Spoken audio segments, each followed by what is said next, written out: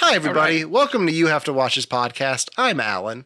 I'm Ryan. And I'm Devon. And today, in honor of my 30th birthday, which took place over the weekend, we're going to take a look back and do something we'd like to do on the show here, which is a triple feature. Each one of us picked a film from a certain topic. This week, the topic is the year 1991. Each of us picked a film from 1991.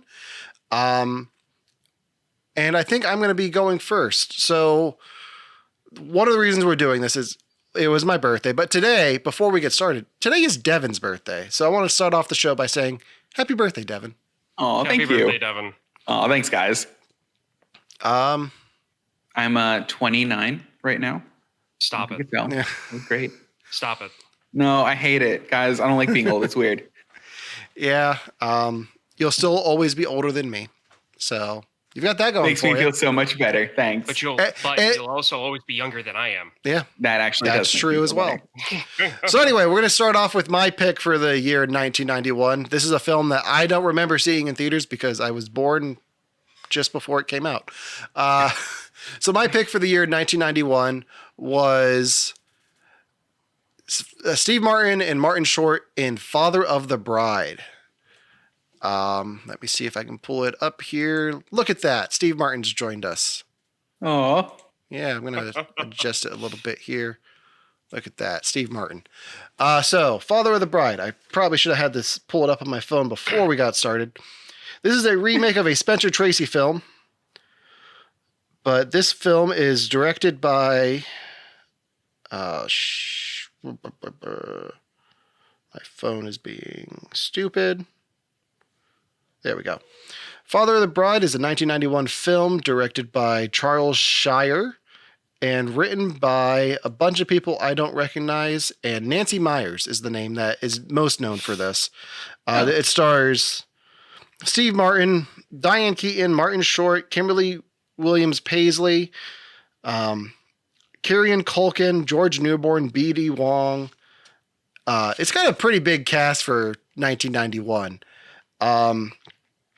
In the film, with his oldest daughter's wedding approaching, a father finds himself reluctant to let go. So this is peak Steve Martin for me. Like, this is the first Steve Martin film I saw, this and the second one.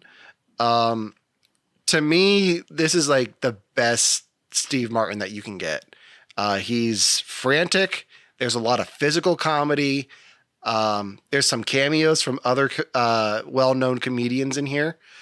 And I think the whole dynamic that he has with the Martin Short character works really well for me. It's got a great score by Alan Silvestri. What did you had either of you guys seen Father of the Bride before this? Never. Yes. Okay, Ryan, I think you said your wife owns it? Yes. My wife owns it, and she's actually the one that showed it to me a few years ago. So I'm like fairly new. This is probably like the third time I've ever seen it. Okay. Watching it for this, so yeah.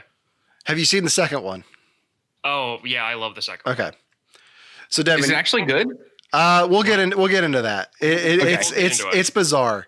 And then we'll talk about the third one. So Devon, since this was your first time going into this, what did you think of Father of the Bride? Oh, I loved it. I love Steve Martin and everything he's in. I haven't watched it recently, so hold on to this. But The Jerk used to be one of my favorite movies ever, and for me is peak Steve Martin. Don't know how it holds up, but I really like him, and I just liked more of him. The movie needed some time to grow on me, though. That opening like monologue where he's like talking to the camera for some reason just rubbed me the wrong way. But then like as it played out, I started to like it more, and I'm like, okay, I'm fine with this. And then I went back and rewatched the beginning part and went, this doesn't bother me. I don't know why it bothered me. In the chat, he hates the cans. He hates the cans. I don't know who said that, but I love it. I do, but I'm going to let them be anonymous. So, Ryan, what is your favorite Steve Martin film? Honestly, The Man with Two Brains. Okay. I don't think I've seen that one. I doubt either of you guys have seen it. See, my dad loves Steve Martin, and in fact, I'm actually a bigger Steve Martin fan than I am Oh, darn it. What's his name? This is something I also do for everybody out there. I forget actors' names just on a whim. And people that I really like too. Ghostbusters. Bill Murray. The Bill Murray. Thank you. Okay. Oh, you like it more than Bill Murray? Yeah, I do. Wow. My dad was a huge Steve Martin fan. So like Man with Two Brains was the first Steve Martin film that I saw. And then it was The Jerk and then Three Amigos and The Out of Towners. I saw Okay. that was my mom's favorite Steve Martin movie. And then I saw this one, like I said, a few years ago. So, I mean, to me, this isn't like peak Steve Martin. To me, this is kind of like watered down Steve Martin. Still good. I like it. But I don't know. I like him a bit more condensed than what he is in this. Okay. Like a little bit like more frantic, more crazy. More frantic, more crazy. Like in The Man with Two Brains, he kills someone to put the brain of a woman that he falls in love with in her. What? Oh my. Okay. And he's a brain surgeon. You may have to make us watch this at some point. Oh, I'm going to. Definitely. This sounds like where they got the basis for the Wonder Woman 84 plot. It might have been. So, Devin, what did you think of Martin Short as Franck? He stole the show. He was the character. Every time I would wait for him, like he had his like opening scene in like the bridal boutique. And I'm mad we're not following him the whole time. And I feel like we got just the right amount of him because he didn't overstay his welcome. The accent never got annoying, but he was always the best part of the scene when he was in it. It's such a strange, like you have Steve Martin playing it so straight in this. And then you have Martin Short coming in with this out there character, like something right off of SCTV or SNL, where you can't understand a word he's saying with that heavy accent. Don't know what accent that is. I think they make jokes about it, not knowing where he's from in the next one. But it's such a great foil to everything going on around him. Like this is such a straightforward and simple film, but then you have that bizarre aspect of that. And it just, that I think that's what makes this film stick out for me is just that craziness that's added into this sweet story about a father trying to let go of his daughter who's growing up and getting married to the voice of Superman and all of that. Was there any moments in this that stuck out to you guys as your favorites? My favorite line in this is when he's looking out the window when the in-laws are bringing gifts over, and he looks out the window and stares at this like beautiful late 80s Ford Mustang and goes, "A whole car?" Like, and it's the words that he chooses to say. Like, it's a whole car. Like, he'd feel better if it was just the chassis and the engine, but not the tires and the interior. Like, I find that funny. If they didn't include the steering wheel, it would have been great. Yeah, exactly. So, I mean, that and any scene that B.D. Wong is in, I love that actor. Yeah, B.D. Wong showing up in this before Jurassic Park even. And he shows up again in the second one. So yeah. I think we're missing the most important cameo, though. The Eugene Levy cameo in this was phenomenal. just singing standards. Yeah. Eugene Levy can sing at any wedding I put on. Like that's I'd buy that for $1, going back to our conversation from earlier. But like, I mean, that was one of my favorite parts though, was I was like, oh, Eugene Levy. Oh, and he's singing at me. Great.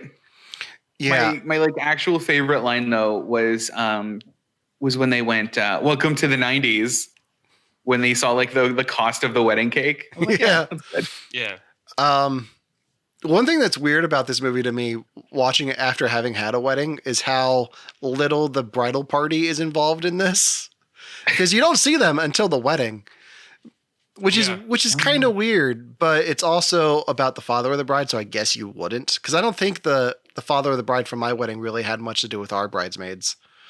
Like, Devin, did you ever meet my wife's dad before the wedding? No, the show? Not at all. I'm talking like my wedding was a podcast. We live streamed it. Yeah. It was actually our second time on Twitch. Yeah. Oh my God. No, I hadn't. Like, it wasn't.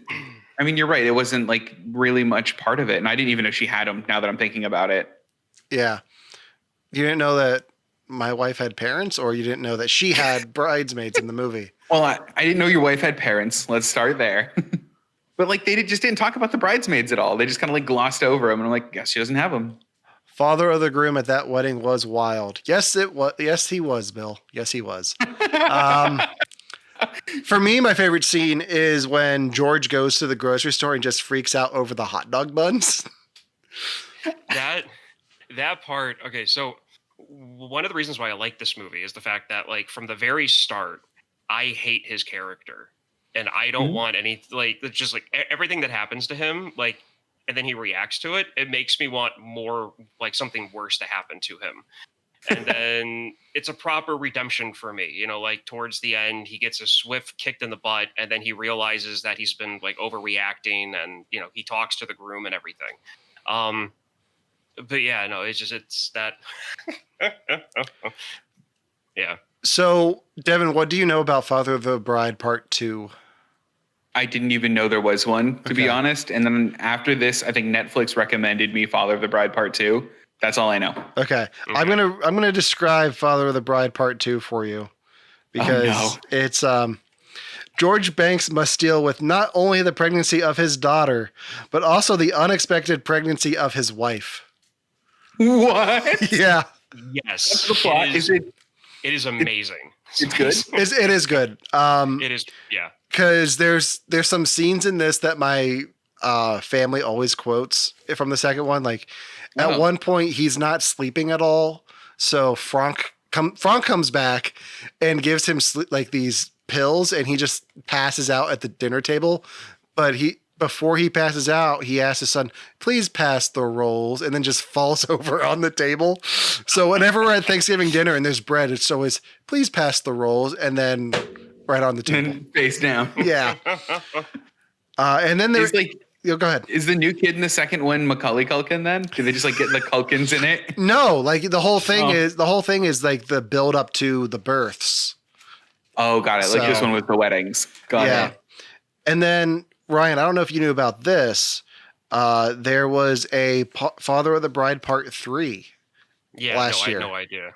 Last year. Yes, because like everything else, there was a Father of the Bride Zoom reunion. Yeah. Written by Nancy Myers. They brought back the full cast. They cast the 2 kids from Part 2 who never were part of the story. And it has to do with Kieran Culkin's character proposing to his girlfriend, but he does it over Zoom with his whole family for some reason. Because that's how you do. I guess that 2020 was a weird year, and I guess that's socially acceptable. So that's so weird. Was it good? It wasn't bad. I watched it when it premiered on, I think it premiered on Facebook Live. Like, I think Netflix streamed it to Facebook. So, did it start with Steve Martin monologuing at you? I think it did. I think it was a voiceover monologue, but yes.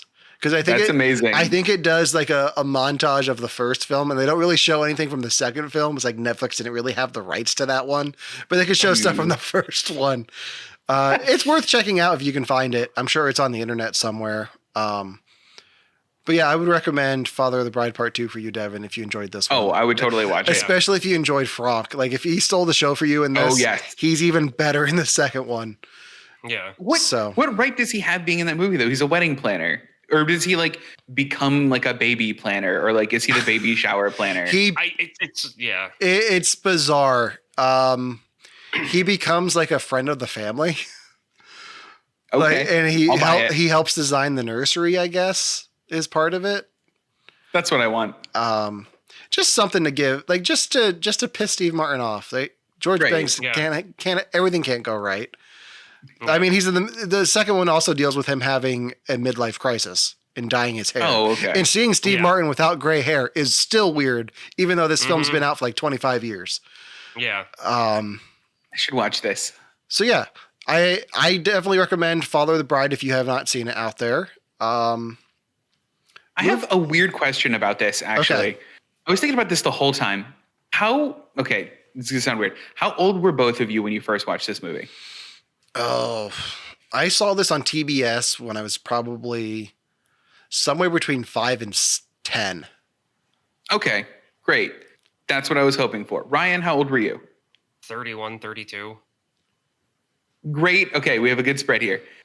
When you guys watched this movie first, did the daughter just look like a toddler getting married? Because the whole time I'm just sitting there going, she's so young. She looks so young. And like, I don't know if it's like a casting choice or if now that I'm 31, everyone in their 20s looks like a baby to me. It is weird watching it now because she definitely looks younger now than she did then. Okay. So like she looked like when you watched it first, you're like, yeah, of course she's getting married. Look at how old she is. Yeah. Okay. No, it is weird to me watching it now. Like this time was the first time that stood out to me. Yeah. Because she's what, 22? Yeah, she's that's how old she 22. says. They say she is. So I have been told, I lived in LA for a while. I had a couple of friends in LA that we were talking to. And, you know, my wife and I are married, but we're going to do like a wedding thing soon. And we were telling them about it. And they go, oh my God, you're so brave getting married at 30. It's so young. And like 30 was young for them to get married. So like for me, 22 is just like, what are you doing? You're also Like- talking about 1991. This movie was probably written in the late 80s. So That's true. I mean, there's that, and that's one of the reasons why I'm like, I never thought that. I never thought that she looked too young or thought she looked like a toddler. She's just so She young. came back from Rome from school, so I Yeah. mean, there's that. But I mean, yeah, no, it's like when you hit 30, yeah, no, people in their early 20s can look like a 13-year-old. Great. Another thing I have to Fun look with forward that. to. I will forever. All right. So that does it for the Father of the Bride talk. We're going to move on to Devin's pick for 1991, Yes. which was the Coen brothers film, Barton Fink. Yeah. All right. So this is a movie that I don't hear a lot of people talking about. And to give you guys a little bit of background, I am a huge Coen brothers fan. They are my number 2 favorite director. Number 1 being Edgar Wright. Edgar Wright. Yes. Edgar Wright's number 1, and Coen brothers are a very close second. And I think I realize I like them both because they all have their own unique style of movie. And I want to know a little bit about, before I jump into all of the discussion about this, I want to know your guys' exposure to Coen brothers movies. Have any of you seen Coen brothers movies? They include Miller's Crossing, Big Lebowski, Hail Caesar, No Country for Old Men, Fargo. They do. I've seen a few. I haven't seen them all. I've definitely seen Fargo, Big Lebowski, Burn After Reading. Right, Burn After Reading's a big one. But because of you and because of the show, one of the last triple features we did was the pilot episode, where we all had each other watch pilots from different shows, and I got really into Fargo, the TV show. So I've become a big fan of their style because that show expands on the world of the film Fargo, but also like pulls from all the Coen brothers films. So I was really interested to watch this one. So I think either you need to make me watch more Coen brothers, or I just need to do it on my own. I'll make you watch more. Ryan, have you seen any Coen brothers before this? It's really hit or miss with me. Like Okay. it really is. Like I like Raising Arizona. I really like Spies Like Us. I hate Burn After Reading. And what was the other one that I completely forgot about because I didn't like it that much? Oh, I can't remember. But anyway, like their style's really hit or miss. So yeah. Okay. Okay. So this movie is kind of the start of a lot of their specific style and a lot of their like overall casting choices. So some of the actors that you see in this, you see in a lot of Coen brothers movies. So this one has John Turturro in it, which is him, John Goodman are in a lot of it, and so is Steve Buscemi, who's also in this movie. So this is kind of where a lot of it gets its start. So have either of you seen this movie before? I No. asked that. No, neither of you have. No. Okay, so what did you think? I have a lot of questions for you, but I only have one written down, which I'll get into then. Okay. I think I said in the chat or in our group chat that we have a lot to talk about with this one. So we're going to try to keep it tight, but yeah. I can keep mine simple. Yeah. This should have been directed by Wes Anderson. Yeah. Straight up. It felt like Grand Budapest. It really did. I got a lot of vibes from that as well. It's like a dirty Grand Budapest. It is though. And to me, the fact that it wasn't directed by Wes Anderson hurt it. It's I'm like sorry, but this is one of those Coen Brother movies that I'm just not. No, that's totally fine. it's a mediocre Budapest hotel.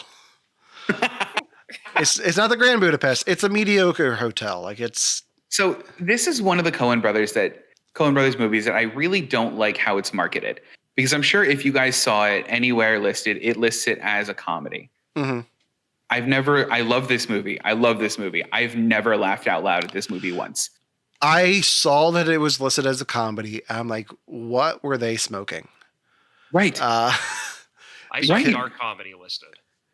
I can see it as a dark Yeah. comedy. I can see a lot of their stuff as a dark comedy. I think for me though, like the like quintessential dark comedy movie is Death at a Funeral. Like that's a dark comedy. That is a funny movie. I've laughed out loud to that. The subject matter is dark. I don't like it when people call Coen Brothers movies comedies though, because they have funny elements to them, but I've never seen anything on screen enough to make me laugh. I don't think a dark comedy is supposed to make you laugh. I think a dark comedy is supposed to have the elements of a comedy, but not be funny. Okay. I think it's just supposed to be like the story beats of a comedy. Like this should be comedic in different worlds. It might be, but in this story, in the world that we're talking to right now, it doesn't. Mhm. That's the way I look at dark comedy. I mean, that makes sense though, because I mean, I think I see the word comedy. I'm like, I'm gonna laugh at least once at this, and then if I don't, I'm like, it failed as a comedy. Yeah. So I like your description of it a little better. Yeah. So what I liked about this film, as somebody who's tried to write multiple things, is the way it deals with writer's block. Yeah. It does a really good job of showing that on screen, which is a really hard thing to show. But from what I read, they came up with the story for this during a writer's block period, which kind of makes sense. So, yeah, during Miller's Crossing, they were trying to write Miller's Crossing. They ran into some writer's block. They decided to like escape and just like, let's write something quick and relatively simple. And this is what fell out of it, which I thought was fun. All right.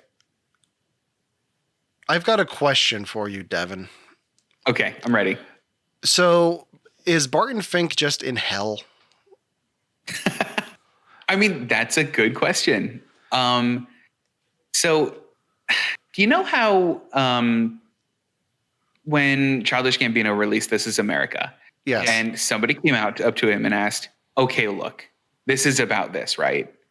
And his response was, it's about what you want it to be about. That's how Coen Brothers movies are. That's what Barton Fink's about. They throw a lot of stuff at the wall. There's a lot of stuff there, and they want you to take the parts of it that mean the most to you and want you to run with it. You know what they threw against the wall in this one? What? Not great wallpaper glue. Those scenes are so disgusting. The wallpaper They are glue. the slurping noise that it makes when he pushes it against the wood. No. Yeah. And then he like shows it on his hand after. Just I hate it. You have no idea how many times I wanted that to be the Blob from the '80s Blob movies. Like everybody would die and the movie would be over. But anyway, Speaking of, I like that whole thing about like there are movies like you kind of take from it what you want. And I wrote this down as a tagline that I was going to say, and now it's less of a joke and more of like, oh, I could definitely see this movie being this way if that's how they want me to interpret it. And I have right in my note, thought on movie. Barton Fink is a movie about a creative man with untreated ADHD that should have been directed by Wes Anderson. I mean, yeah. I mean, he does. He's sitting in his room. He's getting distracted by like little things. He's getting lost in thought. He can't keep like whenever his mind does align his thoughts, it all comes out and he can't control it. And he goes on rants. Yeah. Like those are traits. And so I was like, yeah, I definitely connect with this guy on that level. It was just, there was the style of the movie that I just couldn't like get into. And that's why I'm just like, You just wanted to be Wes Anderson. Yeah. Yeah. So talking about story beats of the movie, how did you guys feel about where the story went? So for anyone who hasn't seen the movie, go watch it. It's nice, but I'm going to go into some spoilers here. The movie is about a writer who is like the toast of Broadway. He's a great Broadway writer. He gets hired by a movie production company to write a wrestling movie. He doesn't know how to write a wrestling movie and spends the majority of his time trying to write this movie and hanging out with his next door neighbor, who turns out to be a serial killer. And that's kind of that's like the hook of the movie at the end. How did you guys feel about that? Did you think it deserved it or earned that kind of twist? I think it earned it because there is like that last speech that John Goodman, friend of the show, John Goodman has. Friend of the show. I love John Goodman. National treasure. I'm not going on about my love of John Goodman again. I did that too much in the last time we talked about him. Captive State, I think it was. It was. Yeah. So go check that out. But John Goodman's fantastic in this. And from the moment you meet him, something seems off about him.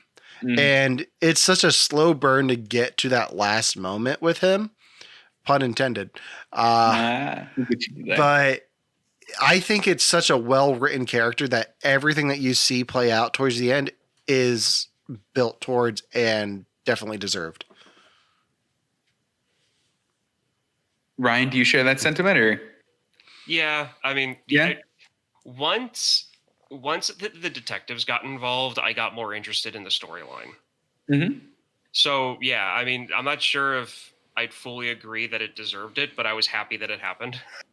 Because it gave it momentum. Yeah, like it gave it somewhere to go. And then, like forever in my mind from now on, whenever somebody says John Goodman, I'm just going to see him running down a hallway that's on fire, carrying a shotgun going, I'll show you the life of the mind.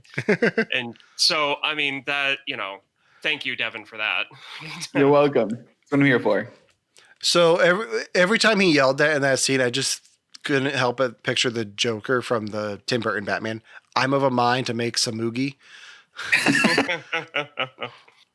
Which is still a bizarre line, but that scene also reminded me a lot of Lord of the Flies and like the whole Beelzebub thing. From that book. So that's why I was like, the way I interpreted this film is Hollywood is Barton Fink's hell. He's a Broadway writer. He doesn't want to be there. He's taken there on a whim for a job, and it just all goes up in flames around him. That's the way that's why I looked at this. Ooh, and then the box he's carrying around is basically his remembrance of his past life. The last time he was happy. Ooh, I like that. I'm starting to come around on this movie. Okay. Oh, see, okay. We changed Ryan's mind on something for once. All right, so I actually took it a different way, and you guys are going to recognize my approach in it because it's a very stereotypic Devon approach to everything. Okay. It was a cynical approach. For me, it is the dangers of pseudo-intellectualism. That's what this is. So you have Barton Fink sitting there going, I am the voice of the people. I listen to everybody. And John Goodman trying to tell him a freaking story about him.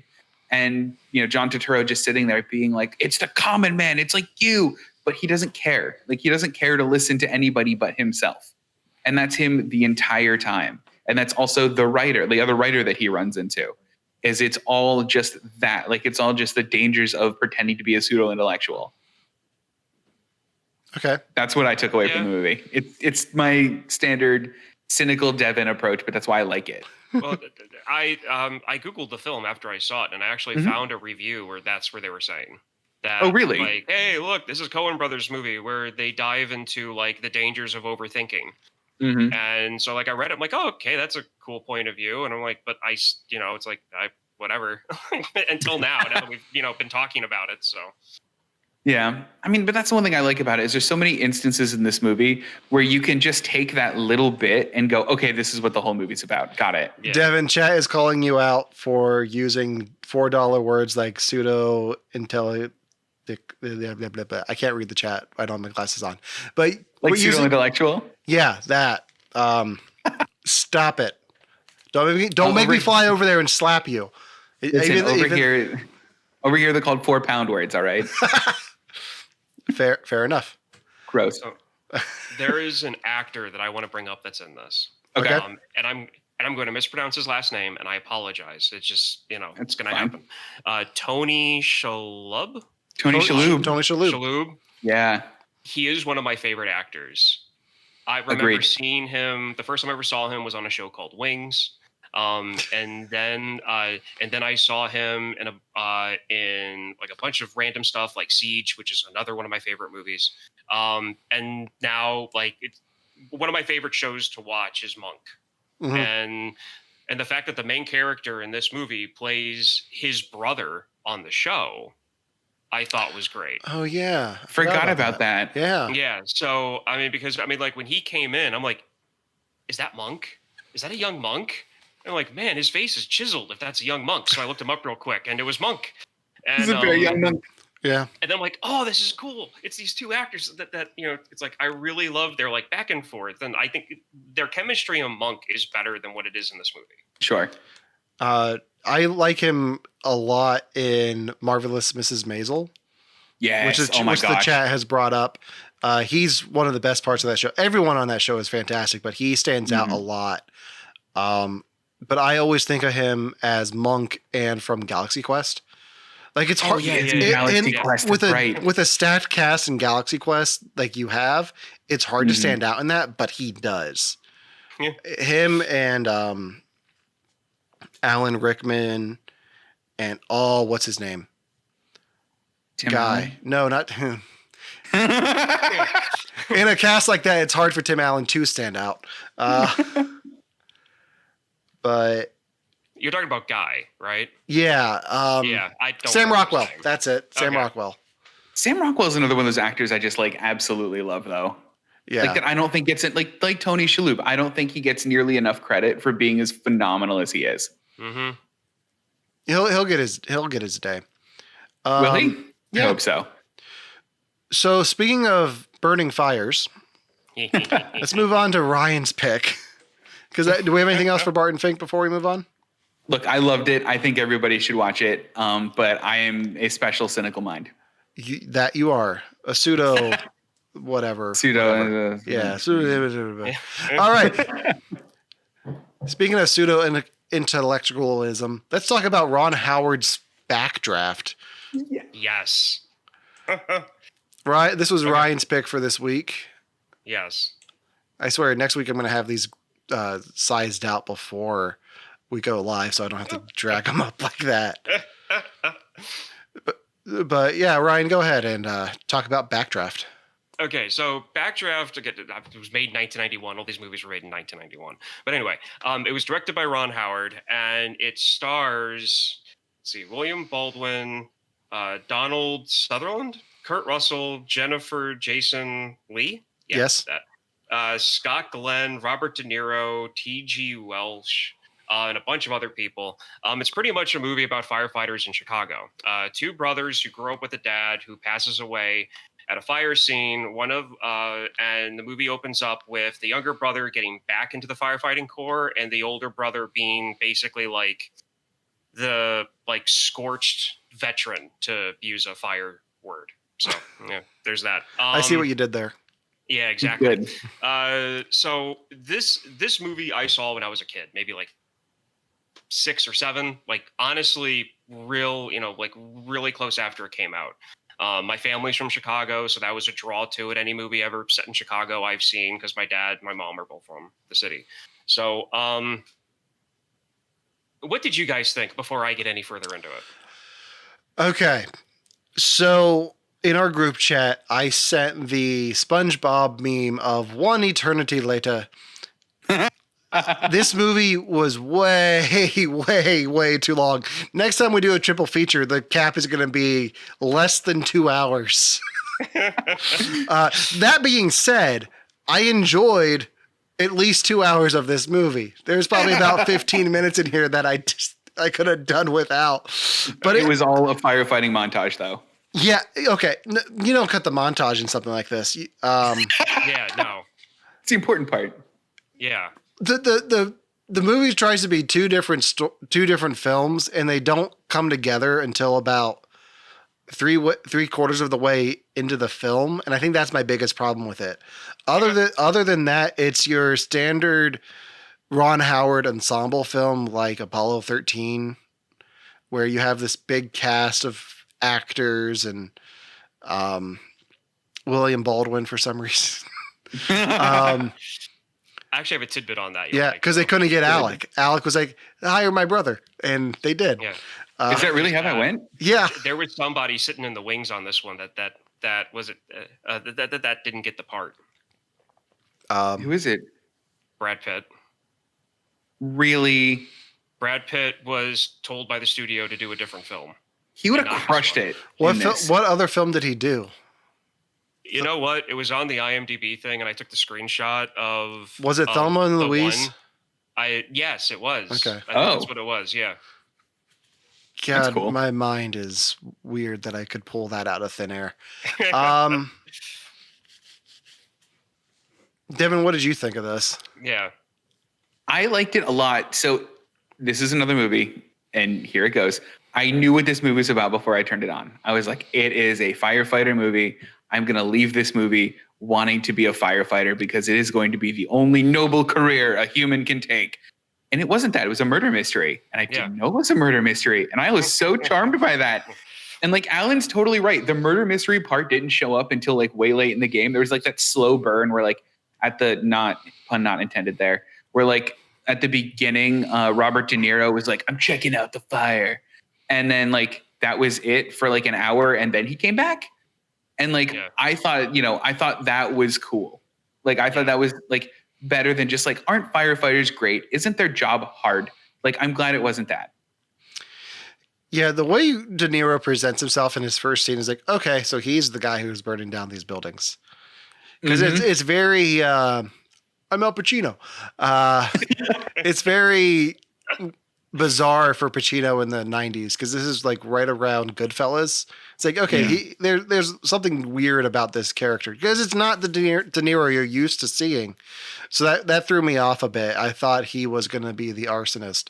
And we're not going to spoil who is in case anybody out there hasn't seen Backdraft. I mean, it's hard to believe if you haven't seen Backdraft. It's been out for 30 years. And True. But let's not spoil who the actual person is. I will spoil... okay, I will talk. I want to talk about the opening scene of this movie quick. Okay. So the film opens with Kurt Russell as the two main characters' dads. Yes. So the way this movie is marketed, and like I got the DVD from my library. Support your local libraries. Kurt Russell is on the box. He is the first build in the movie. And then they kill him in the first 5 minutes of the movie. But the way I put the DVD in and I see him go to the fire with this little kid. I'm like, oh my God, they're going to kill the kid. Like the fact that I knew he was in this movie, like Kurt Russell was like the main build in this movie. I thought they were going to kill the kid at the opening. I was like, what the hell is Ryan having us watch? Luckily that's not the case. They kill Kurt Russell and then he plays his son later on. Okay, yeah, I don't know if I loved that. I was like, we could have gotten anyone else except for Kurt Russell to play the dad. Like, I feel like they did some weird makeup thing to make him look younger, but yeah, they gave him a mustache. I mean, also that.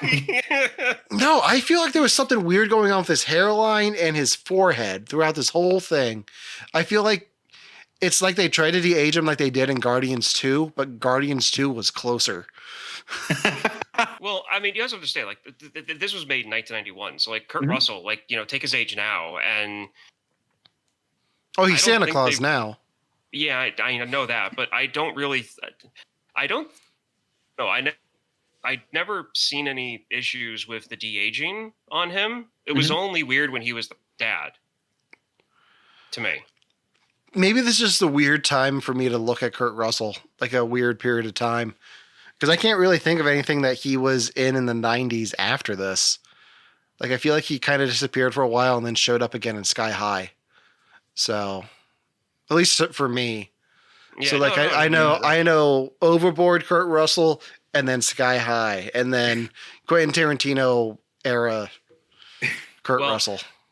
I have an actor suggestion Okay. who would have played their dad, and that would have been Robert Shaw, the sheriff from Jaws. Because to me, the actors I named, Robert Shaw is the only one missing from this group. Like he's like the one that's missing from like this group of actors. I feel like he would would be a nice fit in with Donald Sutherland and Scott Glenn. I feel like he would have fit in well with that group. I think you're right. Him as being the dad would have been fine. I think he had a good reason to not be in this film. He died in 1978. You serious? Yeah. Oh no! I forgot about that. Oh well. He's a little busy. I mean, That's fine. I did like dream casting. That works. Like in your perfect world, you would get Robert Shaw. But he died in 78. So Oh, it's awful. So, I don't think his agent got a call on this one. no, I don't think so either. So about it feeling like two movies, I completely agree because that's something that I was going to bring up because I honestly had not seen this movie since I was like 10. To be perfectly honest, like I haven't seen this thing in forever. And I didn't realize how long it was. And I even warned you two. I was like, hey guys, I didn't know this was like 2 hours and 15 minutes long. I'm sorry.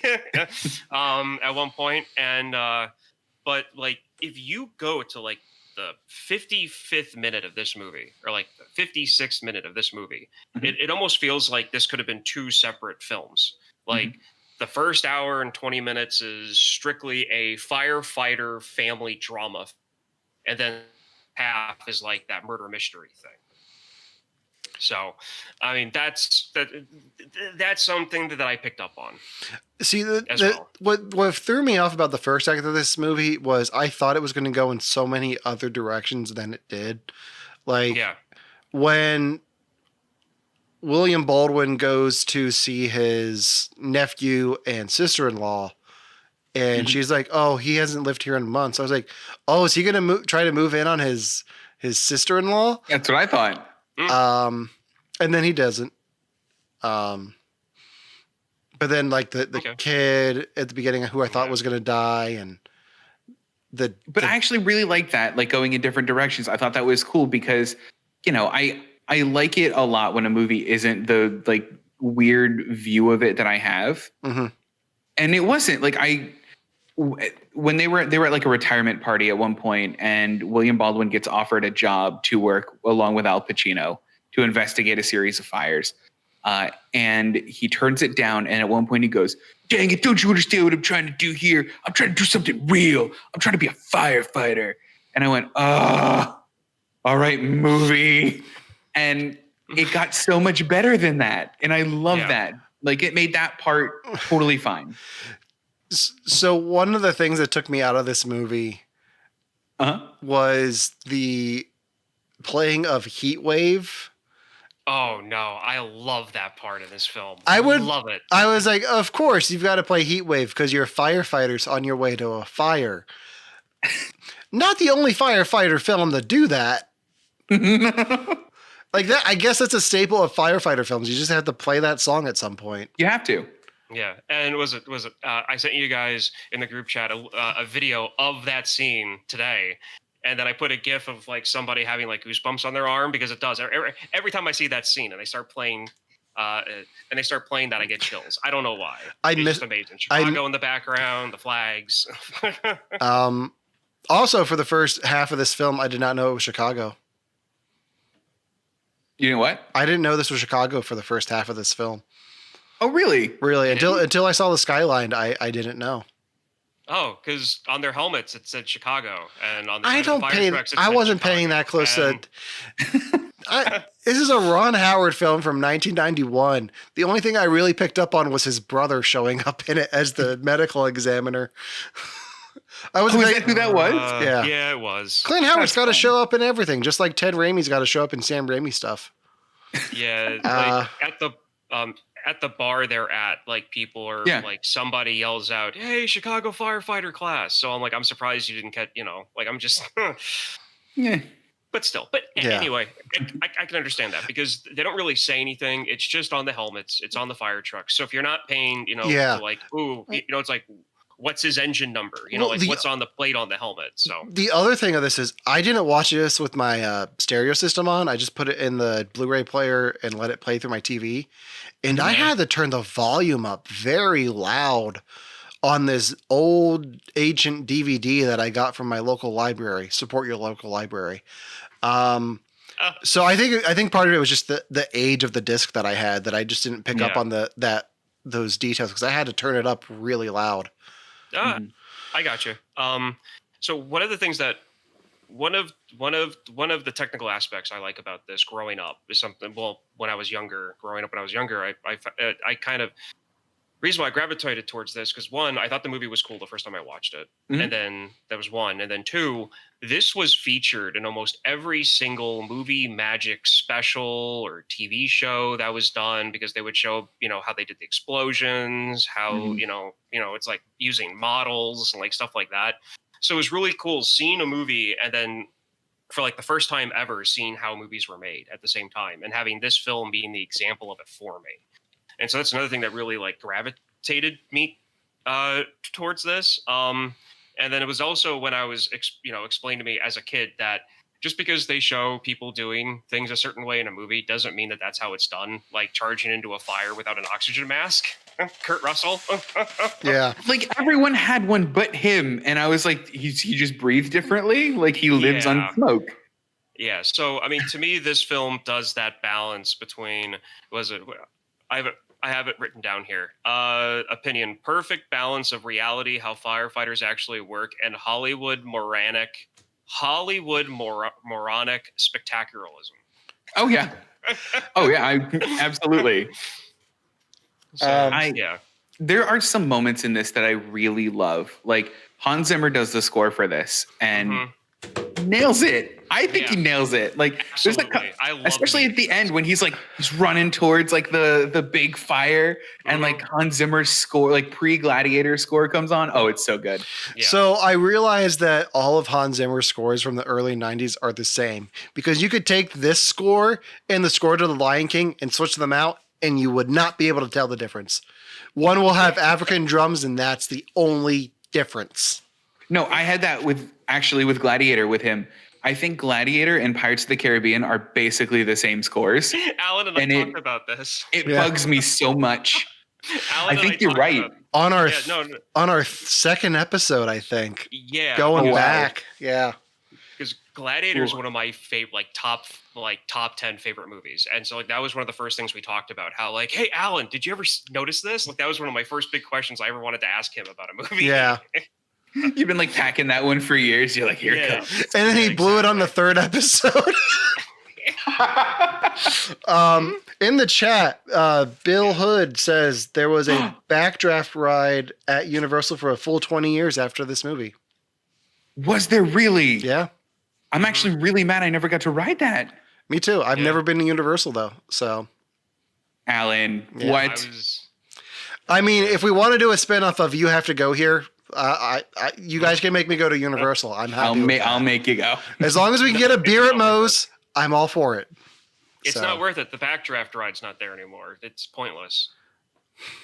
I think just like have a cardboard cutout of like Kurt Russell next to like a trash can on fire, and I'm fine with it. That's like all the ride I need. I hate you now. Did they close the Backdraft? Wait, what'd you say? I said I hate him now. Well, no, I got that part. Devin, what'd you say? Oh, I said just have a cardboard cutout of Kurt Russell next to like a trash can on fire, and that's all the ride I need. That's the wrong actor for the wrong scene, by the way. That was the Baldwin that opened up the trash can. It was, though. It was on fire. Anything else on Backdraft before? This was fun. Yeah. Yeah. I don't know. I don't know what else we got to say for this one. Well, I do have a few notes from an actual article from the Orlando Sentinel, from a 1991 article on this movie where they actually interviewed firefighters. There was a fire chief that paid to rent out a whole movie theater, so that all the firefighters in his company could go watch this movie the night it premiered. And there was I have a quote here. There was a firefighter EMT. His name was Richard. gave the film an 8 on a 1 to 10 scale for technical accuracy. The movie lost points for showing firefighters walking into fire and smoke-filled rooms without their special mask. Yeah. And they also mentioned that after this movie came out, recruitment for professional paid firefighters skyrocketed for like 2 years after this film came out. That's what I like. That's what I like to hear. After Ladder 49, did recruitment for firefighters go down? So hold on. That was the one question I did have. Does this movie accurately portray how fire works? Like, because at one point, like they were like, "It's in the walls." I'm like, "Isn't it just everywhere? Like, isn't that how fire works?" Part of it is fire moves with its fuel sources. Oxygen, it's got to burn something solid. It's got to have oxygen. And there's a third component to it. I forget. I looked it up and it poof out of my head. But anyway, there are situations where in a building, you get a bunch of heat. The air moves very weirdly and oddly. So it can be sucked into walls. And that's how backdrafts happen. You've got a slow burning fire. It burns itself out. It starves it. And air, poof, it's like an explosion. It actually happened to me and Kristen once. We were in my parents' basement, which was furnished. And they had like not a fireplace, but like a fireplace that was like modeled after like a wood burning stove. Oh, sure. And I had always, starved the fire out. I would close the air ports and let the fire burn itself out. And I guess this one day, air wasn't coming down the chimney the way it normally did when it starved itself out. And we're sitting there, and friend of the show, Chris, was with us because he was still in town at the time and up there. And we're sitting, and all of a sudden the thing practically blew up. Like flames like shot out of the like sealed doors because it backdrafted and it like fire does weird things, and I love the fact that they try to make the fire a character in this. But it only works like half the time, because there's times where like the fire's like, oh my god, the fire's alive, and there's other times where it's like, that thing's on a propane tank. I read some trivia on this, and I think Jennifer Jason Leigh said that she wished she could play the fire in this because it has the best role. And I'm sure in the screenplay it looks a lot better than it may have come out in the film. But yeah, the fire is definitely a character in this. Yeah, and it makes a great antagonist. It does, and one of the things that I like about that I like about the whole setup for this film is that they had 3 of the actors, 4 of the main actors who were firemen. They went through a 1-month Chicago fireman boot camp. Oh, wow. Prior to filming. And they also did all their own stunts, to where they were actually credited for doing their own stunts in the credits. All right. That's very cool. Yeah. No, I love this movie. All right, so let's talk about next week's episode. Ryan, I believe it's your turn to pick a film.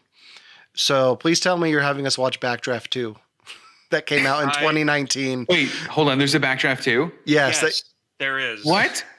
Yeah, Alan, do you want to get into it a little bit? So Backdraft 2, Ryan sent me a clip. I didn't really get a chance to watch it, but from what I could understand, Backdraft 2 has to deal with Kurt Russell's son becoming a firefighter and working with William Baldwin.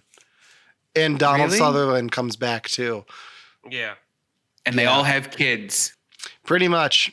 Yeah. The fire has like little kindlings. Little kindling. Oh, that's cute. Yeah. See what I did there? Wait, was it good? Did it just like not do well? It was a straight to video sequel.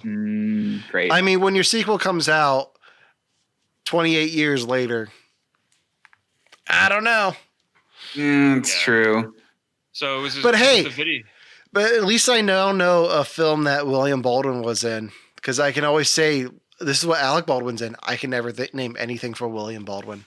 Stephen Baldwin, I can at least say Viva Rock Vegas that in Biodome, but now William Baldwin has a thing. So there you go. Yeah. Good life skill. So the next episode we're doing is going to be in February, right? Yes. And in February, we're going to try to make Devin watch some more romantic films. Yes. I'm excited.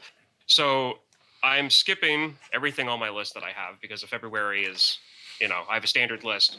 So Okay. I am bringing out a movie that I just want to talk about. It's not that I've one of my favorite films. It's not, but I really want to talk to you guys about, and that's P.S. I Love You. Okay. So, and it'll kind of tie into other conversations we've had in other episodes. So that's one of the reasons why that's one of the reasons why I'm bringing this in. And the fact that Alan and I are trying to prove to Devon that not all romance movies are sappy, corny, unrealistic films or storylines. Well, here's something we can't usually do. In the chat, drop your favorite romantic comedy that you think Devon should watch. Yes. Yeah, actually, that's a really cool question. Yeah, because we're looking for ideas, and we have a few, but we'd love some feedback from anyone who's out there watching. Yeah. But I want to take a minute and just thank everyone for watching. Yeah. This is our first Twitch stream on our own channel. We did this over the weekend with Victims and Villains and had a blast. So we came back and made our own thing.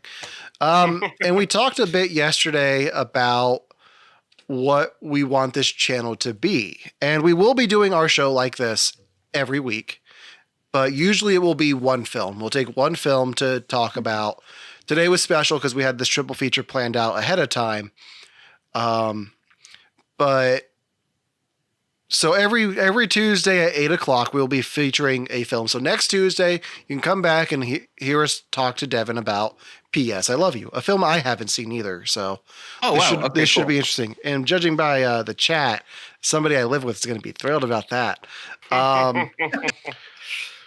But so the other things we want to do with this channel is we're going to play some video games because we're all casual gamers, I think is fair to say. Yeah. So we're going to play some games here and there.